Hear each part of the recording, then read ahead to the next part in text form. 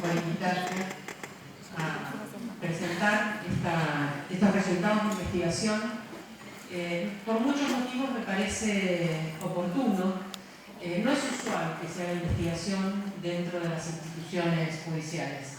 No es usual ni siquiera que haya transparencia de datos, pero en este caso el criterio que se utilizó, que fue recortar temporalmente y también en determinado tipo de expedientes y profundizar en el análisis de esos expedientes, nos permite dar datos sumamente sensibles y algunos no favorables al modo en que actúa la justicia. Tenemos que pensar esos datos como un incentivo para intervenir, para interpretarlos y para pensar. ¿Se escucha más con este? Sí, un poco más grave, ¿no? Si me dan ganas de cantar un tango, no voy a hablar.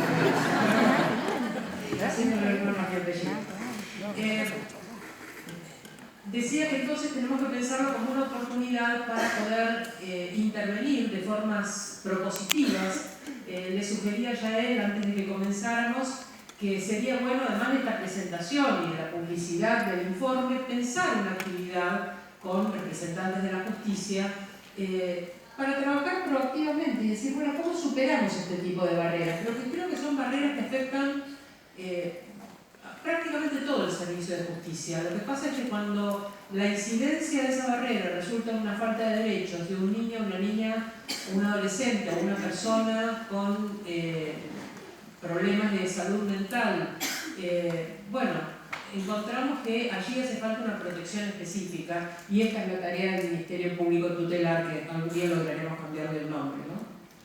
Porque creo que hay dos problemas básicos que afectan prácticamente toda la intervención posible de la Asesoría General Tutelar y prácticamente todas las intervenciones judiciales en la ciudad.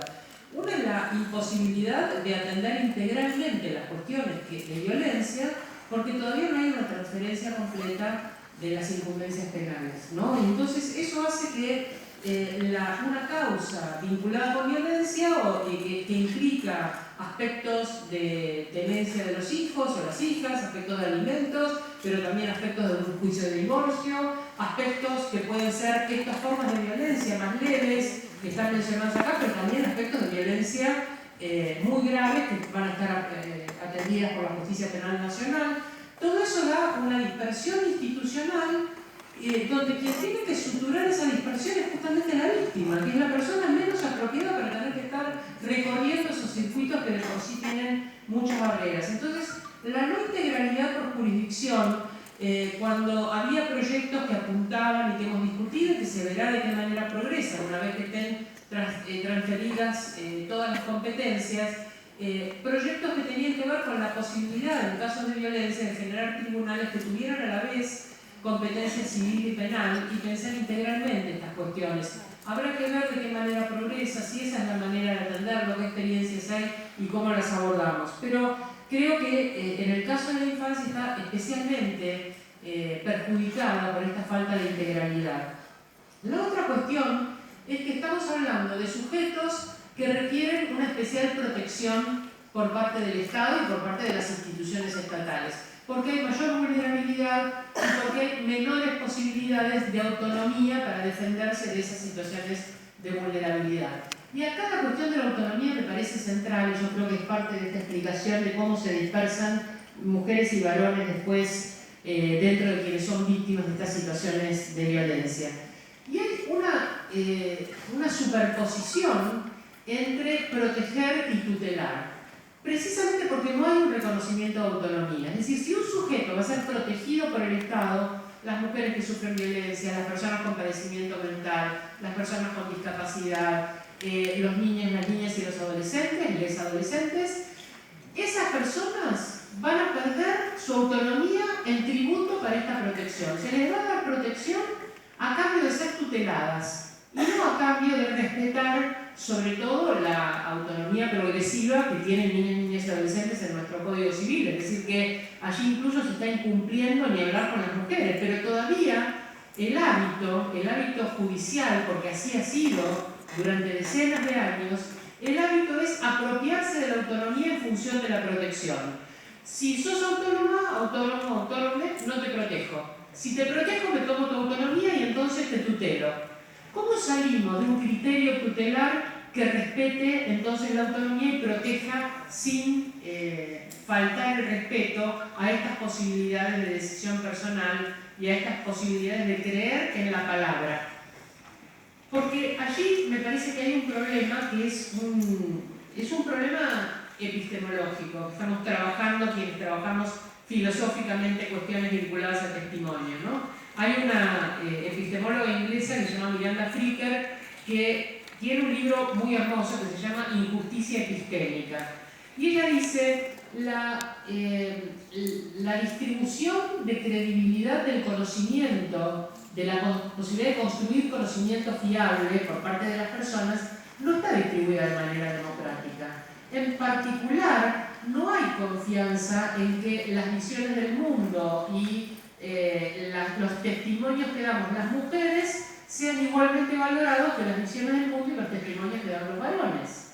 Y esto se ve en los juicios de violencia claramente. Se ve cuando, por ejemplo, bueno, y lo mismo pasa con niñas, niñas y adolescentes, es decir, que género y edad, y acá no están casos que tengan que ver con diversidad sexual, y no es que no estén porque se han eliminado, no están porque no han llegado a la justicia. Y la verdad es que eso es gravísimo, porque hay muchas violaciones de derechos que tienen que ver con la condición trans o la condición intersex de niños, niñas y adolescentes, y sin embargo no han llegado a la justicia como para formar parte del análisis que se está haciendo. Y esto es un desafío, porque hay invisibilidad y qué barrera ha hecho que queden fuera de este análisis. ¿Qué pasa con la cuestión de injusticia epistémica? Hay dos modos que distingue Miranda Fricker de injusticia epistémica y me parece que los dos son pertinentes para pensar el testimonio de niñas, niños y adolescentes. Uno es lo que ella llama injusticia testimonial, que es de no dar el mismo crédito a la palabra. Entonces, ¿qué es lo que va a ocurrir? Va a ocurrir dos maneras de violar derechos en relación con el testimonio de niños, niñas y adolescentes. Las dos están presentes en el análisis y realmente son muy graves. Una es no permitir, no tomar el testimonio, no permitir que se dé, o inclusive no solo no convocar, lo cual ya de por sí es un error jurídico, no convocar a que ese testimonio se produzca, sino incluso no acceder cuando hay un pedido de los propios niños, niñas y adolescentes. Hay casos en que ha pasado esto. La persona pide, el niño, la niña, el adolescente pide testimoniar y no se lo llama a testimoniar. Esto es una doble victimización en relación con su derecho. No solo es un derecho que debería asistir a la persona, sino que siendo solicitado no se le concede.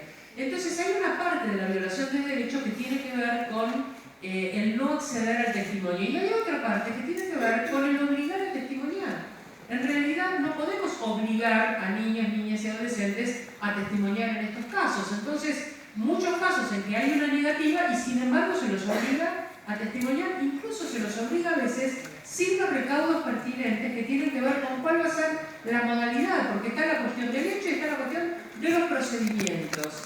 Entonces, ¿qué valor le vamos a dar una vez que el testimonio, con todas estas fallas, ¿no?, para que el testimonio llegue a destino, una vez que el testimonio existe? Y acá aparece la segunda cuestión, que es, ¿nos tomamos en serio los derechos de niños, niñas y adolescentes? ¿Nos tomamos en serio las normas? Nos pasa lo mismo con las normas vinculadas con diversidad de género y con las normas vinculadas con derechos de las mujeres. Esos derechos existen en el sentido que hay un marco normativo, pero no existen en el sentido que al no tomarlos en serio no forman parte de los resguardos que debería haber en un proceso. Entonces, esa palabra que finalmente se cumplió formalmente, se llamó a testimonio, el testimonio fue dado y luego no se lo toma en cuenta, no se lo incluye o incluso se transgrede la voluntad expresa de niños, niñas y adolescentes sin justificar esta transgresión, sencillamente porque como no se le dio valor a ese testimonio, no se lo considera como algo que es menor y que está bajo la tutela de una mirada adulta. Entonces ahora el juez, la jueza va a adoptar el punto de vista del bonus pater familia y va a dar la mirada adulta, desconsiderando, marginando, ni siquiera justificando por qué ese testimonio no va a ser considerado. En otro modo, entonces ni se debe obligar ni se debe omitir el testimonio de niños, niñas y adolescentes. Y esto es un equilibrio que solamente podemos tomar si tomamos en serio la autonomía y la voluntad de niños, niñas y adolescentes. Ni omitir ni censurar. La otra forma de injusticia epistémica tiene que ver con lo que Miranda Fricker llama injusticia hermenéutica. Es decir, muchas veces nos falta comprensión para poder expresar aquello que nos ocurre, porque no hay categorías socialmente compartidas para poder expresarlo. Esto ha pasado mucho con el derecho a la identidad de niñeces trans. Poder expresar qué es lo que pasa y cuál es la demanda cuando no se están manejando las mismas categorías que socialmente se manejan o que manejan las personas adultas. La cuestión hermenéutica también tiene que ver con el hecho de que la persona puede estar haciendo grandes esfuerzos por expresarse y el sistema judicial no recibir esas categorías, que sí tienen ya un desarrollo social, pero todavía no han llegado a ser figuras que tengan peso dentro del propio Poder Judicial como para poder ser tomadas en cuenta. Muchas veces cuando no hay delitos tipificados, por ejemplo, esto pasaba con los femicidios cuando no había un delito tipificado. Por supuesto pasa con el incesto, porque no es que hay una figura que es el incesto, para que podamos ver de qué manera pesa. Es decir, hay delitos que forman parte de la sensibilidad social en el sentido de que son acciones que la sociedad ya no consiente que ocurran y por lo tanto deben formar parte de los resguardos que la justicia tiene que darle. Y sin embargo, si no hay tipificación penal, entonces no va a formar parte de cuál es la calificación que se haga dentro de esos testimonios. Esta injusticia, el no poder expresar o el no interpretar por parte de la justicia, porque no están las categorías, es lo que Miranda Fricker llama injusticia hermenéutica. Ahora, el punto es calificamos, diagnosticamos, decimos hay injusticia. ¿Cómo producimos justicia? Que es la misma manera de preguntar cómo producimos igualdad social en relación con estos derechos. ¿Cómo producimos justicia testimonial? Es decir, ¿cómo hacemos que ese testimonio de niños, niñas y adolescentes valga como palabra, sea tomado en cuenta y por lo tanto incida en la resolución que se le dé a los casos?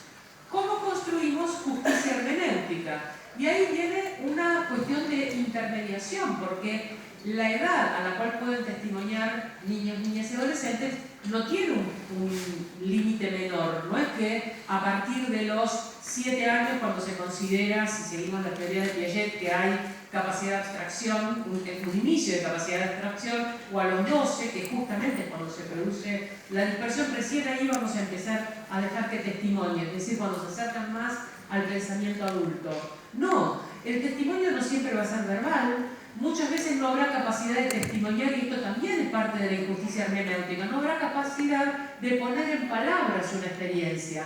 Ahora yo quiero que hagamos un ejercicio de introspección y pensemos en una experiencia que resulte arrasadora para las personas que estamos acá. Porque ser testigos de violencia o ser víctimas de violencia son experiencias arrasadoras, porque, como decía Israel, ser testigo es también una forma de violencia. Y es una forma de violencia pedagógica, y por eso la dispersión a partir de los 12 o 13 años. Es una forma pedagógica acerca de los lugares que ocupamos varones y mujeres en esas escenas de violencia. Son escenas performativas donde una de las cosas que va a tomar performatividad es las identidades de género que tienen los niños y las niñas. Aprenderán que ser varón es ser un depredador, aprenderán que ser una mujer es ser una víctima, y esto hace que después, cuando tengan que testimoniar o cuando tengan que llevar un hecho de violencia como algo injusto y que no debió sucederles, haya una enorme diferencia. Es muy importante constatar no solamente quiénes son las víctimas, sino quiénes son los victimarios, porque casi 25% de varones que son víctimas de violencia son en un 90% víctimas de otros varones. Quiere decir que no estamos rompiendo la cuestión de relación de poder y de relación de víctima y victimario, relación de género, la distribución de género entre victimario y víctima, sino que estamos haciendo intersección con otras cuestiones que debilitan esos sujetos, como la cuestión de la edad. Entonces, si tomamos género y edad, si tomamos género, edad y discapacidad, vamos a ir encontrando de qué manera se van modelando estas vulneraciones en una escala de vulnerabilidad, que debe ser también una escala de protección. Pensemos el caso de niños o niñas sordomudos, que entonces su expresión no va a ser verbal, que muchas veces no cuentan con el lenguaje de señas dentro de los lugares donde tienen que asistir a hacer la denuncia, y que aun cuando cuenten con lenguaje de señas, el lenguaje de señas es muy primario y es para una vida cotidiana, no es un lenguaje refinado como para poder expresar muy diferentes formas de experiencia. Es un lenguaje muy básico, mucho más básico que el lenguaje que manejamos. Sin embargo, el lenguaje que manejamos también lo manejamos de una manera precaria. Se calcula que el español tiene unas 80.000 palabras, pero se calcula, por ejemplo, que si miramos televisión, la televisión tiene un promedio de 600 palabras en uso. De las 80.000, 600 son las que están en la vida cotidiana dando vuelta en los medios de comunicación. Eso quiere decir que alguien que atraviesa una experiencia que nos vulnera profundamente y tiene que expresarla verbalmente, muchas veces no dispone, ni siquiera de manera lingüística, de la posibilidad de poder expresarla. Pero además, la experiencia, que muchas veces cuando se denuncia en la justicia resulta ser objeto de varios años de violencia, no algún incidente en particular, esa experiencia es una experiencia que cuando se conserva en la memoria, se conserva no solo mediante la retención de hechos, sino también mediante el olvido. Es decir, que por una cuestión de supervivencia, muchas acciones de las cuales somos testigos las hundimos en el olvido porque es parte de lo que podríamos llamar la semantización de la memoria. La memoria no es la réplica de las experiencias que tuvimos. La memoria es una construcción hecha de retenciones y olvidos, hecha de prioridades y de aspectos secundarios que cada cual conforma de acuerdo con su subjetividad y también de acuerdo con la vulnerabilidad.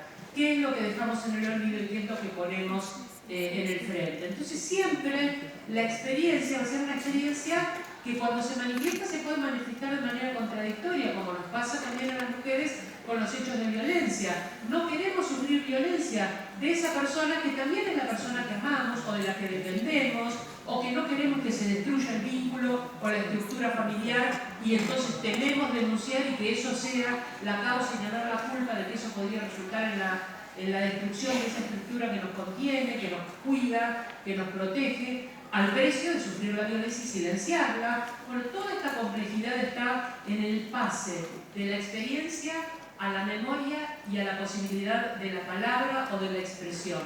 Cuando esa expresión no es verbal, cuando esa expresión, por ejemplo, es a través de un dibujo, intervienen interpretaciones por parte de una disciplina. Los psicólogos, las psicólogas van a decir, bueno, cuando no hay palabra hay otras maneras de expresar. Esta idea de usar un animal como una mediación para la confianza, para la comodidad, para la sensación de protección, todas estas mediaciones son mediaciones que tienen teorías atrás, teorías que deberán verificarse, que podrían cambiar con el tiempo, que las personas podrían, las profesionales o los profesionales, tener distintas formaciones teóricas. Entonces no es que el dibujo significa de manera literal algo, el dibujo va a ser interpretado. Y acá aparece en la cuestión hermenéutica, entonces en la cuestión de interpretación, una cuestión que también tiene que ver con el modo en que la justicia va a recibir las leyes y los datos, ambas cosas. Hay una construcción judicial de la prueba y hay una interpretación judicial sobre el sistema normativo que se ponga como prioridad y que resulte secundario. Va a ser parte de la construcción que se hace desde la justicia acerca de cuáles son las cosas que debo poner por delante como respeto y cuáles son las cosas que podría dejar de lado sin demasiado daño para el resultado del fallo que se va a producir. Y aquí nos falta en nuestra formación no solamente datos, sino una convicción profunda de que hay un marco en el cual todo funcionario o funcionario público debe atenerse, y es el marco de derechos humanos y el marco de perspectiva de género. Son dos marcos indispensables, no podemos dejarlos de lado, no podemos decir, acá me atengo a aplicar el Código Penal y entonces lo interpreto y entonces hago un fallo, o el Código Civil y hago un fallo de acuerdo con eso. Porque sin ese marco de derechos humanos y sin esa perspectiva de género, la valoración que estoy haciendo es una valoración que puede dispersarse completamente y por lo tanto afectar la igualdad ante la ley, porque según caiga en un juzgado o en otro, es que podremos tener un fallo que represente un respeto por los derechos o no lo represente. Y cuando ustedes vean el informe se van a dar cuenta que hay esa dispersión. No todas las personas actúan igual frente al mismo contexto legal y frente a los mismos datos, porque esos datos van a ser valorados y van a ser interpretados. Entonces, la construcción de verdad es una construcción que no es la construcción de verdad que hacemos en el sentido común para establecer la verdad de un hecho y poder sancionar de manera apropiada. Es la construcción de verdad en función de un procedimiento. No es la mera convicción o la mera intuición, ni siquiera la construcción de pruebas en el sentido que van a ir a dar pruebas y a dar testimonios diciendo esto certifica lo que estamos diciendo, sino que esa prueba, ese testimonio va a tener que pasar por un procedimiento legal, no es dado de cualquier manera ni en cualquier grado, tiene que ser producido en ese contexto legal. Es decir, que en realidad el sistema judicial produce verdad a través de un procedimiento. No es meramente que recolecta una verdad como la haríamos desde el sentido común o incluso desde una disciplina científica o incluso desde la filosofía en función de la relación entre ciertos hechos y ciertos datos que abonan, que apoyan, que respaldan nuestra afirmación de esos hechos. Hay que seguir el procedimiento, si no se sigue es inválida la prueba, se desecha y por lo tanto no ha servido de nada producirla. Así que esta cuestión procedimental es una cuestión que si no lo tenemos, este marco de derechos humanos y de equidad de género, afecta gravemente el resultado final. Quiero decir que hay algo que tiene que ver con la reparación, que me parece que sería bueno insistir en eso, aunque no es el objetivo primordial de este informe, pero sí me gustaría que si vamos a trabajar en la justicia fuera parte de lo que discutimos. Y es que una vez establecida la verdad de un hecho, esperamos que se haga justicia, esperamos que haya un fallo. Pero también esperamos que ese fallo sea parte de la reparación del hecho. Ahora, la reparación de un hecho de violencia, mucho más si es un hecho de abuso, de violación, de incesto, la reparación no es meramente la que pueda dar el derecho penal, ni meramente la que pueda dar el derecho civil.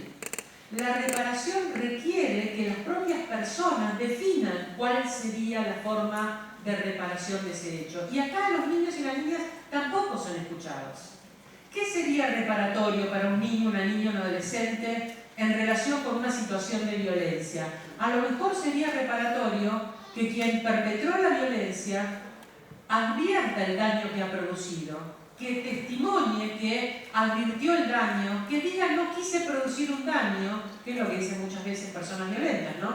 Quise mostrar quién manda, quise ponerlo en su lugar, le quise mostrar quién es el hombre de la casa. O sea, hay muchos argumentos que no son, nunca se dice le quise producir un daño. Esto no es parte de los testimonios habituales. Entonces, ¿qué se espera desde ese niño o adolescente? Por supuesto que se espera de cualquier víctima de violencia.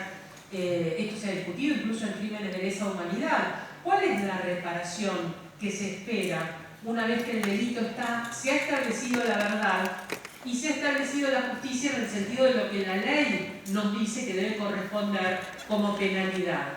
Si no creemos que el delito penal repara todo, que sería una condición muy rara, sobre todo por lo que significan las cárceles en nuestro país. Sería muy raro que pensemos que alcanza para la reparación que una persona vaya a la cárcel, ¿no?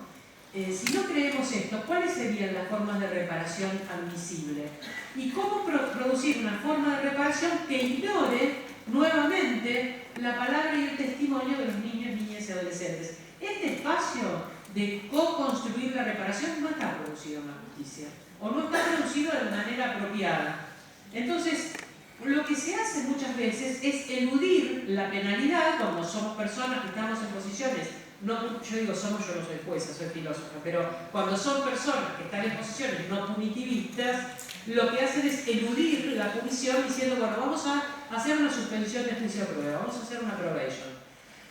El valor de una suspensión de juicio a prueba en caso de violencia es algo sumamente discutible.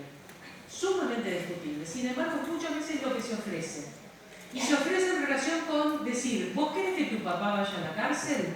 Un juez de un tribunal superior de este país me dijo, yo ahora comprendí que tengo que tomar en cuenta la palabra de mujeres y niños, entonces en un caso de violencia y abuso lo cité a la mujer y a los chicos y les dijo a los chicos, para darles la palabra, ¿ustedes quieren que el papi vaya preso? Y los chicos se espeluznaron. no era que ellos querían que el papi vaya preso, ellos querían que no los abusen y que no les peguen.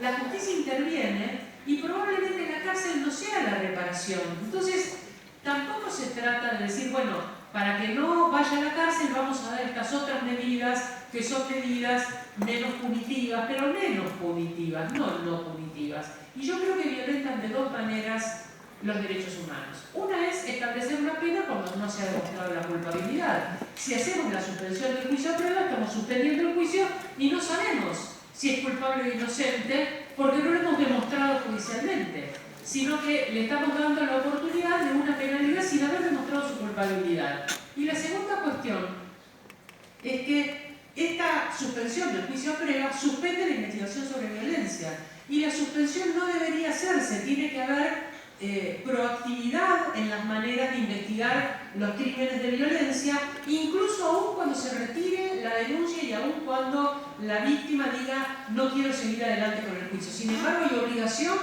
de conseguir la denuncia y tratar de obtener la prueba suficiente. Ambas cosas se están vulnerando con la suspensión del juicio a prueba. Ustedes verán que se hace suspensión del juicio a prueba y que con esa suspensión también se están violando derechos de niños, niñas y adolescentes. Y lo último que voy a decir es que, además, entonces tenemos que pensar formas de reparación más creativas y con intervención de quienes son las víctimas de un delito. Es indispensable que esa intervención exista porque no se van a poder definir de manera formal en un escritorio, ¿no? Y serán diferentes para cada sujeto. Y luego hay otra cuestión. No pensemos la violencia, ni el abuso, ni la violación, ni el incesto como cuestiones interpersonales. Estamos juzgando a quien cometió un delito de violencia y estamos juzgándolo con las víctimas de quienes son víctimas de ese delito de violencia. Pero excede en mucho lo interpersonal. Hay patrones sistemáticos de violencia, hay cuestiones institucionales, hay estereotipos, hay jerarquías entre los géneros, hay modelos de familia que resultan en un daño por las estructuras familiares hegemónicas. Hay montones de aspectos estructurales que no vamos a tomar en cuenta porque estamos juzgando una persona mala que le pegó a una persona que es víctima. Y entonces estamos perdiendo un cuarto paso que a mí me parece indispensable y que yo creo que está dentro de las funciones de la Asesoría General Tutelar cuando hablamos de prevención de la violencia y no solamente de atención de los casos. La idea es prevenir cualquier daño o cualquier violación de derechos para niños, niñas y adolescentes. Tenemos el establecimiento de la verdad, el establecimiento de la justicia, la reparación del daño y hay un cuarto paso que es la garantía de no repetición. ¿Cómo estamos garantizando la no repetición de crímenes de esta índole si no tomamos en cuenta cuestiones estructurales y meramente lo tomamos como una cuestión interpersonal? Yo sé que di más preguntas que respuestas porque ese es mi trabajo, ese es mi oficio, pero espero que tengamos otra oportunidad entonces de hacer un trabajo de mayor profundización junto con actores judiciales. Gracias.